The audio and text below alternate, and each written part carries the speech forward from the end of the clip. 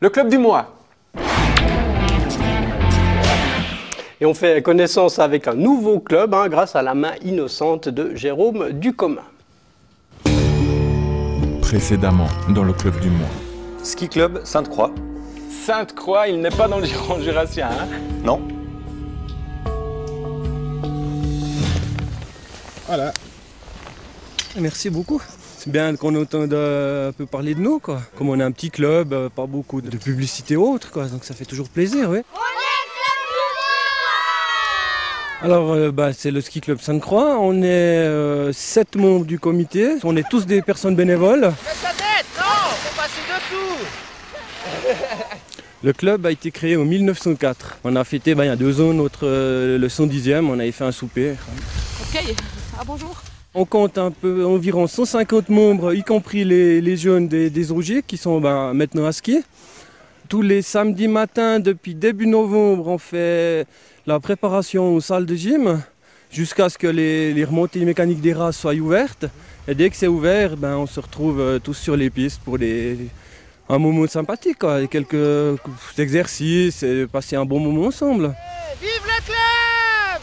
Vive Sainte-Croix! Moniteurs, on est une dizaine. On fait 4 groupes, les débutants, moyens forts et puis le groupe des forts. Donc environ on est 2 moniteurs par groupe. Et si on est plus, c'est encore mieux, quoi. On va faire un slalom vu que la semaine prochaine, il y a un slalom. Alors là, on s'entraîne pour le slalom de fin de saison des OG, mais ça ne se passera pas ici. On se réjouit de vous montrer où samedi prochain. Alors voilà, bienvenue sur notre piste éclairée du ski club de Sainte-Croix pour notre célèbre slalom de fin de saison des OG. On a la chance depuis 18 ans d'avoir cette installation-là qui fonctionne, qui est à la base une piste école. Qui servait aussi bien pour notre ski club à former les nouvelles générations de skieurs qu'aux écoles de Sainte-Croix pour venir skier avec leurs élèves. Nous sommes un groupe de bénévoles qui sommes en charge de l'entretien de ce téléski. On a des dameurs, on a des techniciens qui sont en charge des infrastructures et tout.